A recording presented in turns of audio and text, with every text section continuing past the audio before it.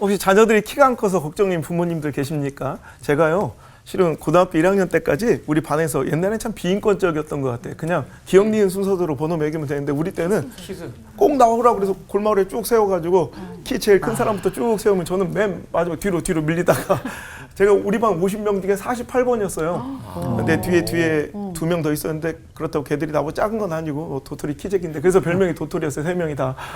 그날 제가 머리가 좀 섰나 봐. 그래서 그냥 항상 우리 50명 중에 가장 작은 사람인데 2년 만에 제가 2학년 때 중간으로 올라오고 3학년 때 거의 앞선이로 올라오는 2년 만에 키가 다 큰 거예요. 그러니까 어릴 때는 항상 어떤 놀이, 뭐 오징어, 뭐 여러 가지 게임하면 항상 저는 깍두기 서로 안 내려가려고 하는 그런 사람이 있어요. 그런데 우리 동네 우리 교회 다니는 형 중에 공부도 잘하고 씨름부에다가 아주 등치도 좋은 형이 있었어요. 근데 그 형이 꼭 나를 챙겨줬어. 제가 이렇게 여기저기 떠밀려서 깍두기로 어느 편에 가 있으면 그 형이 꼭 우리 편으로 와줘. 그럼 그 형이 있는 팀이 무조건 이겨요. 오늘 축구계 메시 같은 존재였어요. 오징어 게임에 아주 메시 같은 존재인데 그럼 그냥 그 형이 온 팀이 무조건 이겨요. 그러니까 저는 항상 승리의 기쁨을 맛보곤 했어요. 오늘 우리 질문들이 그런 하나님 제 편 맞으세요? 왜 제 편 안 돼주세요? 라는 이 갈등 섞인 질문과 호소가 바로 이런 것에서 비롯된 것 같아요. 성경 가운데 하나님이 함께 하시는 하나님이 그 편을 들어주시면 무조건 이기더라고요. 다윗은 하나님께서 함께 하시니 점점점 강성하여지더라. 히스기야는 하나님을 너무너무 의지했는데 전후에 그런 왕이 없었으니 그가 어디로 가든지 형통하였더라. 요셉도 하나님께서 그에게 형통함을 주시니 여러분 야곱의 집에 있을 때 보디발의 집에 노예로 팔려가도 하물며 감옥에 갇혀도 형통하였대요. 그러니까 하나님이 함께 계시면 여호수아는 그 발바닥으로 밟는 모든 땅이 그 발바닥으로 밟는 모든 땅이 다 그의 것이 될 정도로 그 승리를 보장받고 살아가는 인생이더라는 거예요. 그러니까 우리도 그 성경을 보면서 우리도 하나님이 내 편 빨리 되어주시기를 간청하는 것 같아요. 근데 이것이 신앙의 함정이고 우리의 연약함인 것 같아요. 잘 생각해 보면 그것은 뭐 맞는 말이기도 하지만 실은 굉장히 위험한 생각인 것인데요. 실은 하나님이 내 편 되어주시는 것이 아니라 내가 끊임없이 그 편에 서려고 노력해야 된다는 거예요. 우리는요, 자꾸 하나님이 내 편 되어주기를 원하고 그것이 이루어지지 않을 때 굉장히 속상해요. 예수님의 제자들과 그를 따르던 수많은 무리들이 여러분 결국 왜 실패했습니까? 예수님을 자기 편으로 만들려는 자기 의도대로, 자기 계획대로, 자기 생각대로, 자기 목적대로 예수님을 자기 편 만들려다가 실패하는 거예요.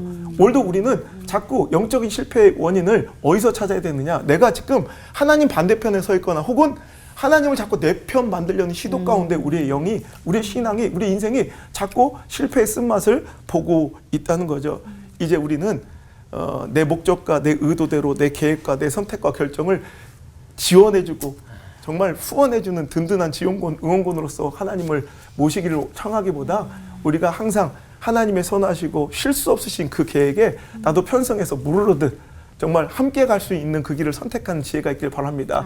그 우리가 하나님 편 되기 위해서 어떻게 살아가야 될까요? 첫 번째, 그 말씀대로 순종해야 합니다. 우리가 한 편, 한 팀이 되었다는 건 그 감독과 구단주의 말을 수용하고 듣기로 결단한 거예요. 그러니까 그렇게 살아가는 사람이 바로 그 편, 그 팀인 거죠. 그러니까 시냇가에 심은 나무가 철을 따라 열매를 맺으며 그 잎사귀가 마르지 아니한 같으니 그가 하는 모든 일이 다 형통하리로다. 우리가 꿈꾸는 인생 이런 거 아니에요? 모든 내가 뭘 하든 형통할 수 있는 이런 삶을 꿈꾸니 여러분 이런 그 시냇가에 심은 나무가 어떤 사람이냐? 시편 1편 3절에 이 귀한 축복 나에게도 왔으면 좋겠는데 그러면 1, 2절을 봐야 돼요. 그게 바로 복 있는 사람인데 복 있는 사람은 악인들의 꾀를 따르지 않고 죄인들의 길에 서지 않고 오만한 자들의 자리에 앉지 않고 오직 여호와의 율법 그 말씀을 즐거워하여 주야로 그 말씀을 묵상하는 자가 시냇가에 심은 나무처럼 어디에 있든 축복받고 형통한 인생이 된다는 거예요.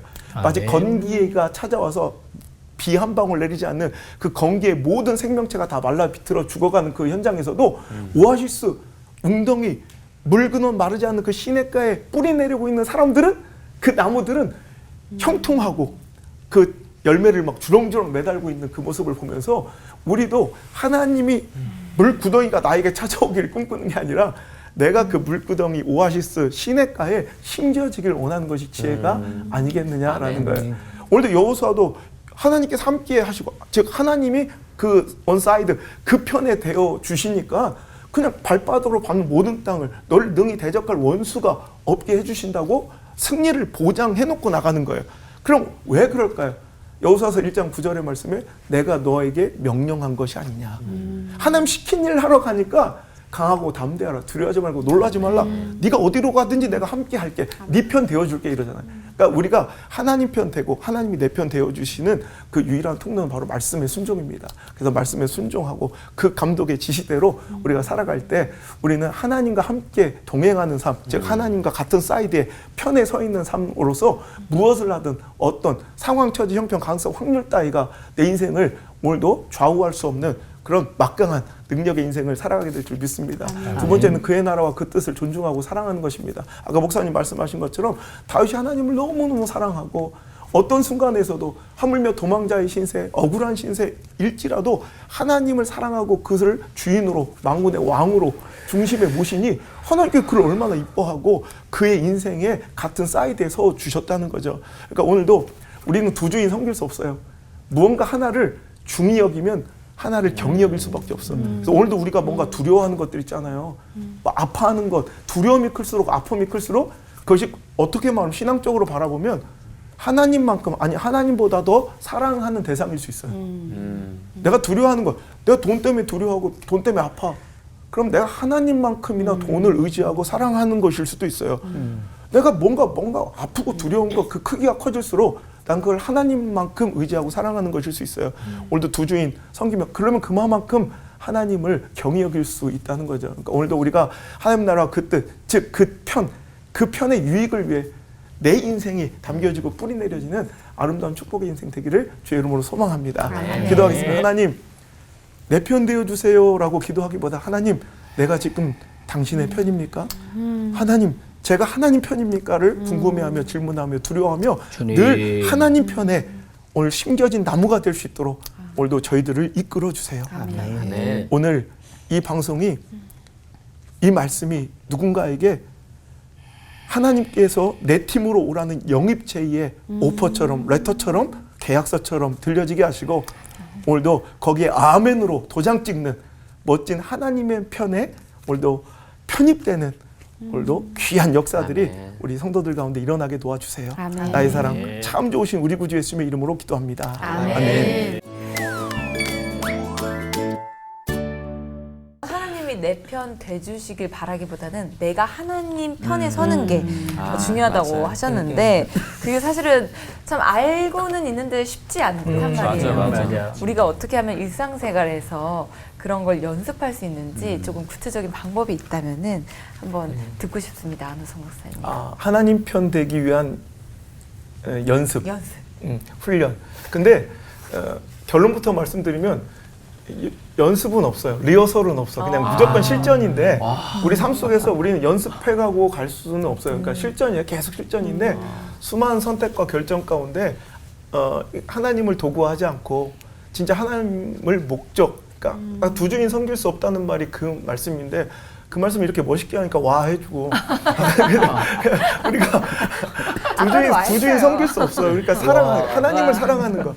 이 시대의 세속화, 그러니까 이 시대 미혹된 영혼들이 무엇인가. 미혹이 뭐냐? 뭐 말이 어렵잖아. 막 되게 막 사탄한테 끌려가는 것 같고 교회 막 파괴시키는 것 같고. 근데 미혹이 존 메가더 목사님 그런 얘기예요. 하나님이 아니라 하나님이 주실 무엇을 기대하는 것. 이게 다 미혹이다. 그러니까 우린 오늘도 우리 삶 속에서 하나님을 목적으로 삼고 하나님을 기준으로 삼고 이게 하나님 기뻐하실 일인가 아닌가를 자꾸 이제 탐구해 가야 되는데 그것을 할 수 있는 기능, 할 수 있는 통로는 말씀과 기도라는 거예요. 우리가 끊임없이 말씀과 기도하는 이유는 하나님의 뜻을 알기 위해서. 그래서 내가 그 뜻대로 살아드리기 위해서 노력하고 애쓰는 것, 이거는 연습이 없어요. 훈련이 없고 매 삶에 오늘 하루에도 우리는 수많은 선택과 결정을 지나쳐왔어요.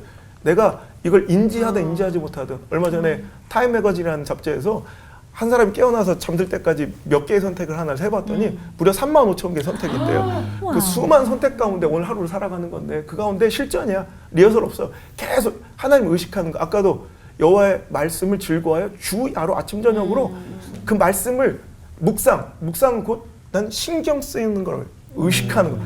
그러니까 다른 기준, 상황, 처지의 유불리, 가능성, 확률의 희박함 뭐 이런 게 아니라 내 감정과 관계 뭐 이런 게 아니라 하나님은 뭘 기뻐하실까? 자꾸 하나님을 의식하고 그 말씀을 신경 쓰고 살아가면 거룩팀이 되는 거예요. 그 거룩은 뭐예요? 구별되다, 다르다는 거예요. 세상팀과 거룩팀. 뭔가 세상과 다른 팀이야. 그게 하나님 팀인 것 같아요. 그래서 우리는 늘 하나님 팀, 즉 거룩팀 되려고. 그러니까 그 작전 지시는 거룩팀이 잘 쓰는 작전 중에 하나가 화평 작전, 화목 작전. 그러니까 저 전술을 보니까 다른 세상하고는 완전히 다르거든. 저걸 어떻게 용서해? 저걸 용납한다고? 시대는 편가르고 양극화되고 분열하고 갈등하고 시시비비를 가리고 책임 전가해야 직성이 풀리고 내 허물은 다 이해돼 줘야 되고 남의 허물은 막 짓이기고 찢어야 되는 내로남불의 시대를 우리가 살아가고 있지만 우린 거룩팀이야. 달라. 세상과는 살아가는 방식, 가치관이 완전히 달라. 그게 하나님 팀 되는 훈련이며 실전인 것 같아요. 그래서 말씀과 기도로 열심히 무장해서 하나님을 신경 쓰고 의식하며 하나님이 원하시는 자리에 뿌리 내릴 수 있는 우리 모든 올폰 가족들 됐으면 좋겠습니다. 아멘.